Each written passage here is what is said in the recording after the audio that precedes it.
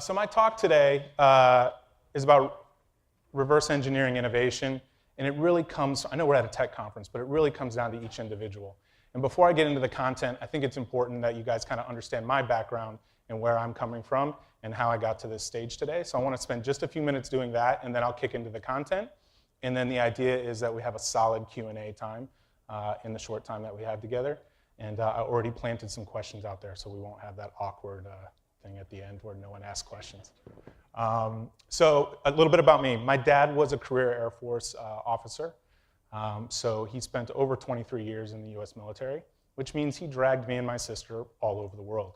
So I've lived in 3 different countries, 7 different US states, and I never lived anywhere longer than 4 years until I got to high school.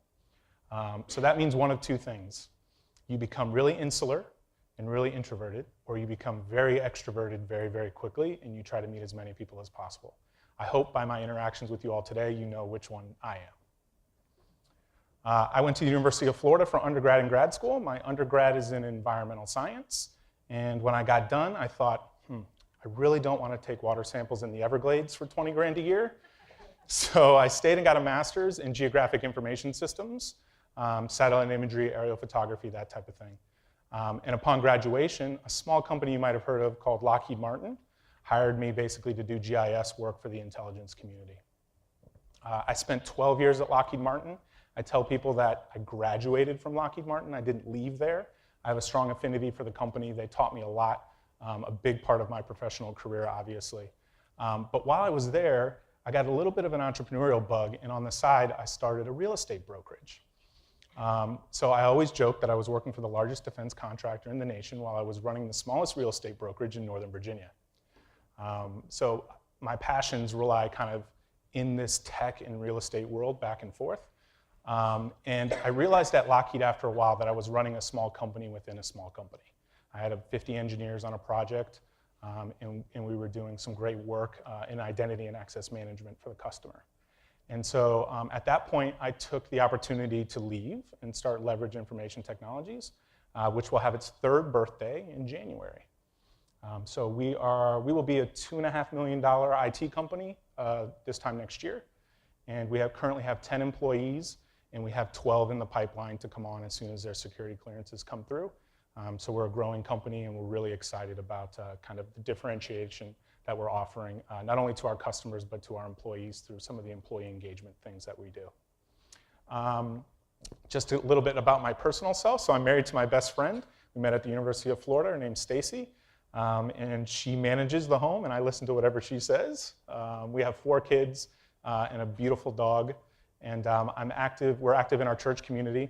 I love riding motorcycles as well. And then in the past year, I've actually started my own weekly newsletter called 3 Action Thursday, which centers around a lot of the content you're going to see today. So as you can see, I've kind of progressed over time, and a big part of my presentation today is hoping that you guys will progress as well in your careers and challenge you a little bit as well. So this should look familiar to a lot of you. It's the basis for a lot of technology and the growth of technology. It's called Moore's Law. And I use the basic transistors per circuit chip as the example here, just so you can see exponential growth. But when you tie this to technology and when you tie it to software especially, right, that curve grows even more exponentially, even more quickly. Now, some of you are looking up there and saying, what the heck is that black line? So that black line is exactly what I'm talking about today, and is the premise for the whole rest of the presentation. That black line is my notional line of people in society's ability to be flexible with the incoming technologies and to be able to change, right? So as you can tell, Moore's Law is outpacing the human ability for change. And there's plenty of speakers today that are concentrating on Moore's Law, AI, and that type of thing. I think I'm the only one who's concentrating on the people side of this equation. And so that's what the rest of the presentation is about. So the premise behind my presentation is basically that there are 3 things that society, our schools, and our parents have not taught us. Unless you have a very forward-leaning parent or you've met the right mentors. And that's financial intelligence, personal and professional development, and building authentic relationships. I don't know about you guys, but in school I never took any classes that covered any of those things. But I personally believe, along with just your technical skills, that these are three arenas that we need to do a better job as people and as a society in growing in. And we have to have a growth mindset in pushing ourselves forward in these three arenas to really live our best life. But I have to prove to you that we're settling. We're settling as a society, and that's the tricky part. And I'm guilty of this as well. I did not wake up at 5:30 in the morning like I wanted to this morning and work out in the gym down here. Instead, I woke up at 6:30 to get ready to come speak. So we're all guilty of this. But I wanted to give you some statistics behind society just to show you how, in some ways, it's bleak for the United States currently. So the United States happiness levels are at its lowest that it's ever been in a decade. That's from Gallup. Half of Americans report being completely dissatisfied with their jobs that they go to every day for 40+ hours a week. If you look to your left or to your right, chances are that person feels like no one knows them well, which that one to me is the scariest, because a higher percentage of society is actually married. And if they're the person they spend the most time with, they don't believe knows them well, that's a little bit scary for where we're at as a society. When it comes from the money side of things, so according to the Social Security Administration, if you take 100 people and you track them throughout their career over 40 years, this is how the breakdown would be.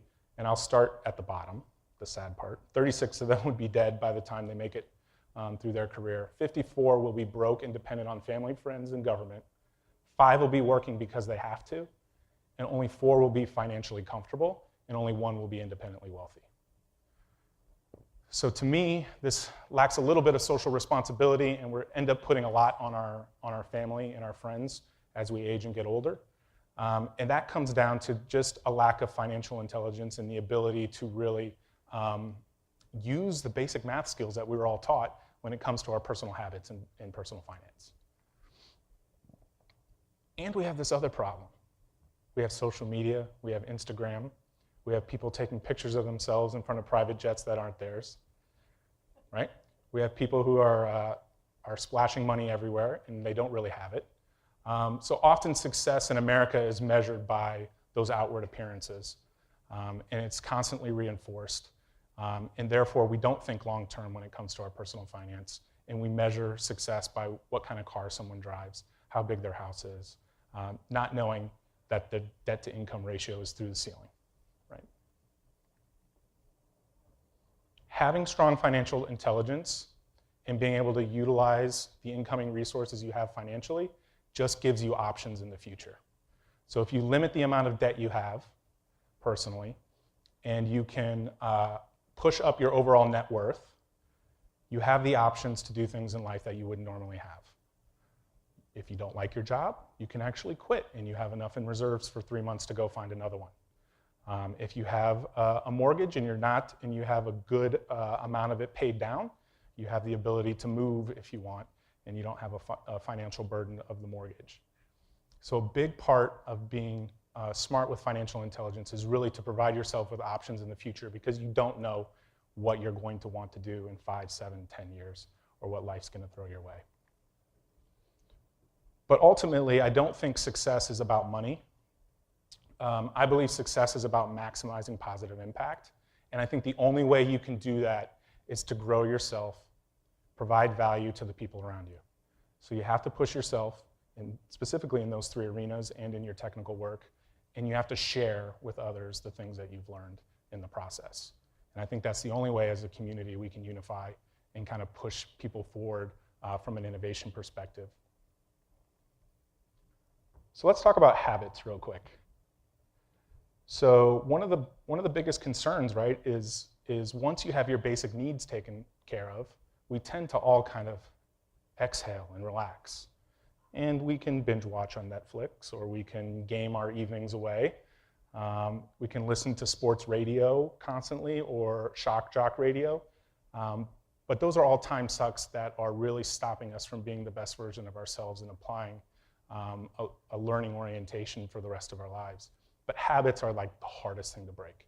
So here's the next interactive part of my talk today. If everyone could stand back up. So without smacking the person next to you, I want everyone to clap their hands together and keep them clasped. I should hear a smack, right? Clap them together. Let's do it one more time. Let's do it one more time. How many of you have your thumbs right over left?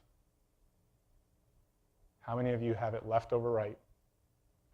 How many of you have them weirdly in the center? Yeah, I don't know what's with you guys. Okay, so what I want you to do now is clap twice and intentionally do it the opposite way. How freaking awkward was that for everybody?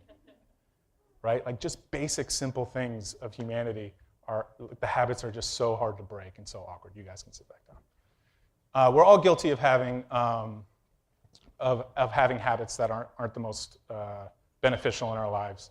But you need to really do kind of an audit of where your time is being spent on a daily basis.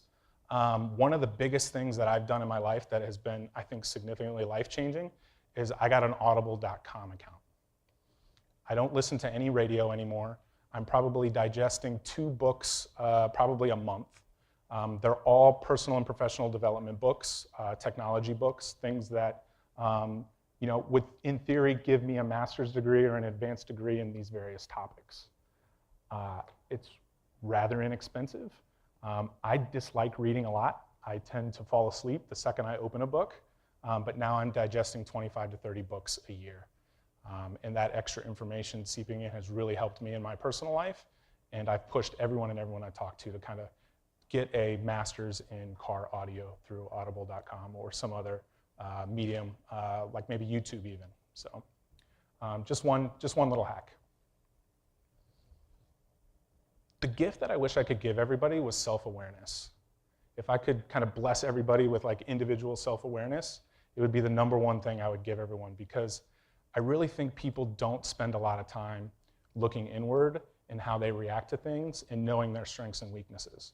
So I'm going to give a couple of more suggested things to do. I would take a Myers-Briggs or some personalities tests. Myers-Briggs is one. DISC, D-I-S-C, is another. These type of things will be very enlightening to you on how you deal with information and how others potentially deal with information as well, so that you can kind of interactively work with them better. So knowing your strengths and weaknesses, I think, is very important, and it's something that we spend little to no time on.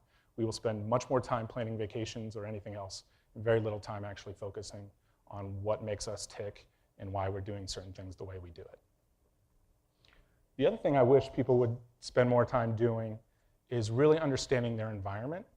So if you work for a corporation, for example, knowing what your boss's motives are. Why is my boss making that decision? Why is it important to them? And why are they doing that? I don't really fully understand it, right? And so spending time figuring out why things within your environment are going a certain way or what people's motivations are. I think that's really important. And you can do that through a lot of different ways. I had a lot of career sessions with management before where I came in and would ask a lot of questions.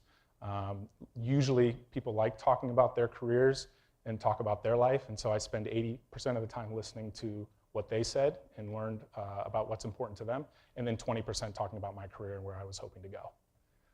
So know your environment is really important.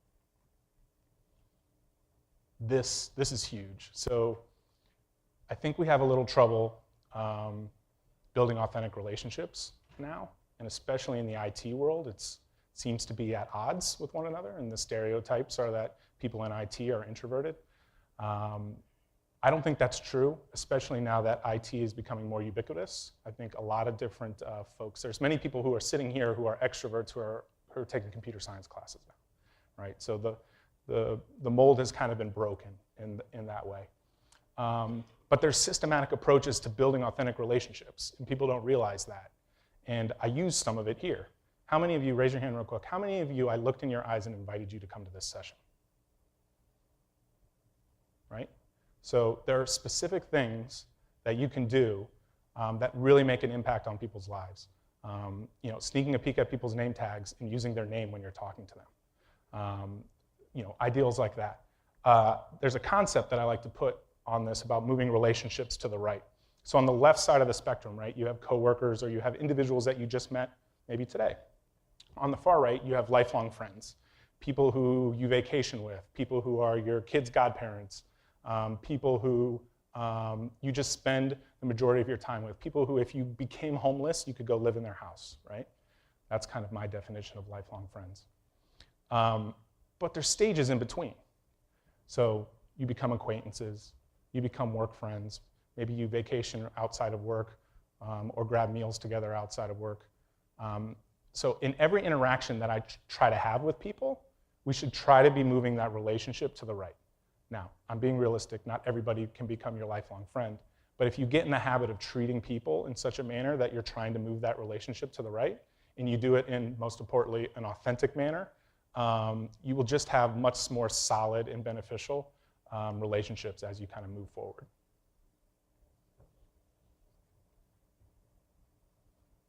So this one's big. So Jim Rohn has passed, but he's a fantastic speaker. If you look up a lot of his content on YouTube, he's got really good motivational stuff. And this quote has come around in many different forms and fashions, but I truly believe this. So you're the average of the 5 people you spend the most time with. Everyone should audit kind of who's in their life and who they're spending time with and how the comments and things those people say are affecting them and affecting their growth as a person. So what really stinks is when this is family members who are toxic, whether it's coworkers and bosses who are toxic. To minimize impact from those people is often really hard to do. But you have to do it as much as possible, because the more you're around growth mindseted people and the more you're around folks that your goals are in alignment, the different your mind is going to think, the difference it's going to be from an innovation perspective and what you do in your life and where you're headed from a career perspective and just an overall best life perspective. And so for me, I listen to a lot of sports radio, and I just realized one day, like, does it really matter what happens with the Redskins or with the Ravens? Like, all I really need to know is the score for the next week or what have you, like, even if that's my interest, right? I don't need to know 4 months before the season starts who they're thinking about cutting and who they're thinking about going after. And so I just cut that stuff out, and kind of listening to solid content through my ears was the solution, and I learned a ton by doing that.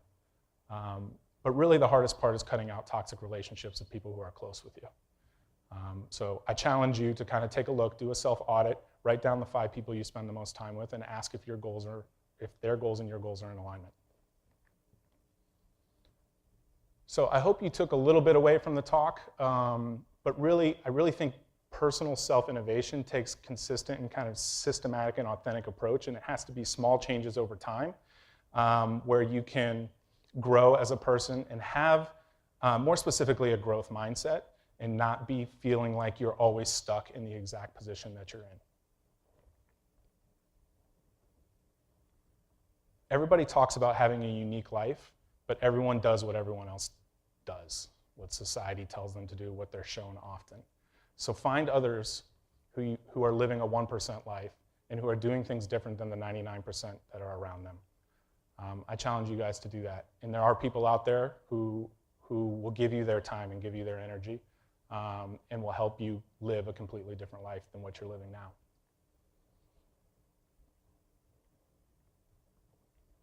Take a look at these 3. I love Venn diagrams. I could spend all day on the internet looking at funny Venn diagrams. If you're taking notes, write down the Venn diagram and really start taking a look at what areas on this diagram you think that you need to grow and understand. What's great about Moore's Law and what we're doing with innovation is there's just so many resources out there that are available on the internet, that are available on your phones, via YouTube, via social media. Who are you following? Who are you reading? Whose content are you reading? Are those really the role models and people that you want feeding content into your brain? And take a look at these 3 specific areas and ask yourself whether you're deficient in one of these areas. I took some time just to put down some content that I really liked that kind of got me started. And so we can send this out. I think all the slides are going to be online, so you don't have to quickly write them down. But audible.com and YouTube are my favorite friends. There's really good podcasts out there now on almost any topic that you can come up with. And these were some of the books that really helped kind of shape who I am. True North, Discover Your Authentic Leadership was a really good book that I read that helped me name my company, actually. I believed in the content of the book so much. How full is your bucket helped me change the way I think about going to work each day and the interactions I have with coworkers there. And then one person, multiple careers. So I really struggled when I was at Lockheed and I was doing something on the side, real estate on the side. But I am a huge proponent of doing two things. I think it actually makes you better in each of them, which I think is rare. I think most people would think the opposite. And it just diversifies where your income comes from and gives you more options as well. So I hope I provided some value today. But if I didn't, and you just want another opportunity for a $100 gift card from Amazon, I do put out content every week. 3 Action Thursday is all about putting out content to challenge you in those 3 arenas each week. You can go to 3actionthursday.com and subscribe. And any subscriptions that come in today and tomorrow will be entered into the $100 gift card giveaway. So you get your second chance at that. These are the ways you can contact me. So I'm across all different social media. I'm heavy on Facebook, and I have a low barrier for entry. So if you friend me there, you will get accepted. And so Facebook is probably the main place to get me. I am on Instagram and Twitter, but not as heavily. And then if you're straight, want to talk professional stuff, I am on LinkedIn as well.